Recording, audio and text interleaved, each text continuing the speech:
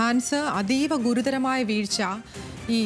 ഇത് ഹാക്ക് ചെയ്തു എന്നതിലുപരി ഏകദേശം 1 മാസത്തോളം ഈ വെബ്സൈറ്റ് ഇവർ ഹാൻഡിൽ ചെയ്തു എന്നുള്ളതാണ്. അപ്പം ഞാൻ ചോദിക്കുന്നത്, എന്തൊക്കെ വിവരങ്ങളാണ് ചോർന്നത്? അത്തരമുള്ള വിവരങ്ങളൊക്കെ നമുക്ക് ലഭ്യമാണോ?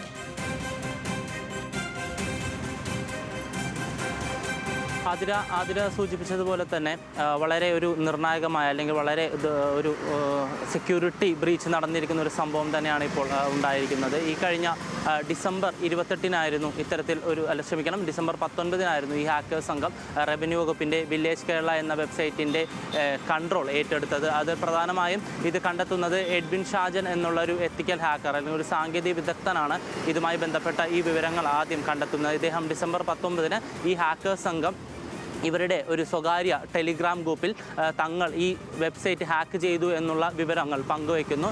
ഇതിനോടൊപ്പം തന്നെ അവരുടെ കൺട്രോൾ പാനലിൻ്റെ ഡീറ്റെയിൽസ് ലഭിച്ചതായും അവർ ആ ടെലിഗ്രാം ഗ്രൂപ്പിൽ സ്ക്രീൻഷോട്ടായി ഷെയർ ചെയ്യുന്നു. ഇത് ശ്രദ്ധയിൽപ്പെട്ടതോടെയാണ് ഇദ്ദേഹം ഈ വെബ്സൈറ്റിൽ കയറി നോക്കുകയും ഇതിൻ്റെ ഒരു മറുവശത്ത് ഈ ഹാക്കേഴ്സ് സംഘം ഈ വെബ്സൈറ്റിൻ്റെ നിയന്ത്രണം ഏറ്റെടുത്തതായുള്ള വിവരങ്ങൾ ലഭ്യമാവുകയും ചെയ്തത്. ഇതിനെ തുടർന്ന് തന്നെ നമ്മളുടെ സാങ്കേതിക വിദഗ്ധന്മാർക്ക് പ്രധാനമായും ഇന്ത്യൻ സർക്കാരിൻ്റെ ഒരു വെബ്സൈറ്റ് ഉണ്ട്.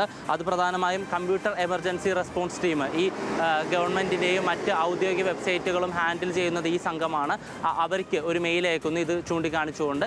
അവർ ഇതിൻ്റെ പുറത്ത് ഒരു ടിക്കറ്റ് റേസ് ചെയ്യുകയും അധികൃതരെ ഈ വിവരം അറിയിക്കുമെന്നും ഇദ്ദേഹത്തിന് മറുപടി നൽകുന്നു. പക്ഷേ ഇതിനെ തുടർന്ന് മറ്റ് വിവരങ്ങളൊന്നും ലഭ്യമാകുന്നില്ല.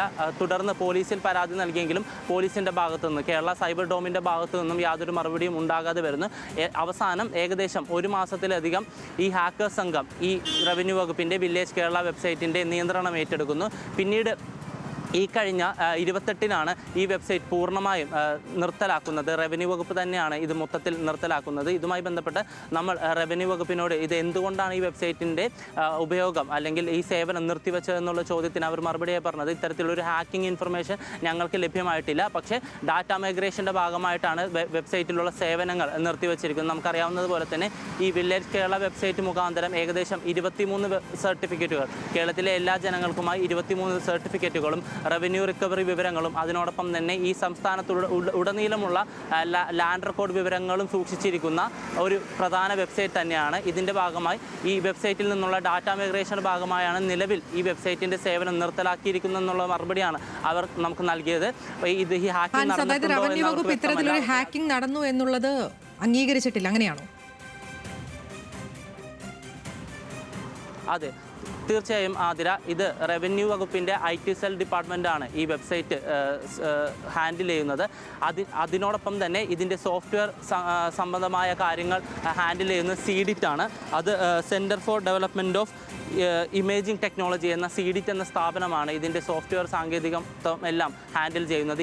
ഇവരുമായി നമ്മൾ സംസാരിച്ചു, IT സെല്ലുമായി നമ്മൾ സംസാരിച്ചു. IT സെല്ലിന് ഇതുമായി ബന്ധപ്പെട്ട യാതൊരു വിവരവും ലഭിച്ചിട്ടില്ല.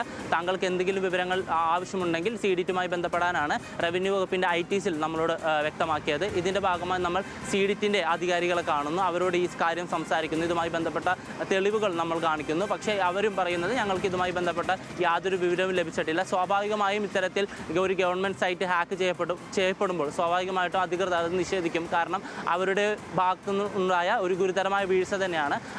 അതുപോലെ തന്നെയാണ് ഇവിടെ സംഭവിച്ചിരിക്കുന്നത്. CDIT ഇത് പൂർണ്ണമായും നിഷേധിച്ചു. പക്ഷേ ഈ നമ്മൾ ചോദിച്ച മറുചോദ്യം, എന്തുകൊണ്ട് ഈ ഹാക്കിംഗ് സംഭവിച്ചിട്ടില്ല എന്ന് നിങ്ങൾ വ്യക്തമാക്കുമ്പോൾ എന്തുകൊണ്ട് ഈ വെബ്സൈറ്റിൻ്റെ സേവനങ്ങൾ നിങ്ങൾ നിർത്തലാക്കി എന്ന് ചോദിക്കുമ്പോൾ, ഡാറ്റ മൈഗ്രേഷൻ്റെ ഭാഗമായി നമ്മൾക്ക് ഉന്നത അധികാരികളിൽ നിന്ന് ലഭിച്ച ഇൻസ്ട്രക്ഷൻ്റെ ഭാഗമായിട്ടാണ് ഇപ്പോൾ ഈ സൈറ്റിൻ്റെ സേവനങ്ങൾ നിർത്തിവച്ചിരിക്കുന്നത് എന്നാണ് നമുക്ക് ലഭിച്ച മറുപടി. എന്തായാലും ഈ ബന്ധപ്പെട്ട് ഹാക്കിംഗ് സംഘം നൽകുന്ന വിവരം അനുസരിച്ച് കൺട്രോൾ പാനലിന്റെ നിയന്ത്രണം അവർ ഏറ്റെടുത്തിരിക്കുന്നു. ശരി, എന്തായാലും അതീവ ഗുരുതരമായ കാര്യമാണ്. റവന്യൂ വകുപ്പിന് കീഴിലുള്ള വെബ്സൈറ്റാണ് മലേഷ്യൻ സംഘം ഹാക്ക് ചെയ്തത് എന്നുള്ള വിവരം പുറത്തു വരുന്നത്. 1 മാസത്തോളം ഈ വെബ്സൈറ്റ് ഈ ഹാക്കിംഗ് സംഘം ഹാൻഡിൽ ചെയ്തു എന്നുള്ളതുമാണ്. എന്നാൽ ഇതുമായി ബന്ധപ്പെട്ട് റവന്യൂ വകുപ്പ് അത്തരത്തിൽ ഒരു ഹാക്കിംഗ് നടന്നിട്ടില്ല എന്ന് തന്നെയാണ് പറയുന്നത്. വിശദാംശങ്ങൾ നൽകുകയായിരുന്നു ഹാൻസ് ജോൺ തിരുവനന്തപുരത്ത് നിന്ന്.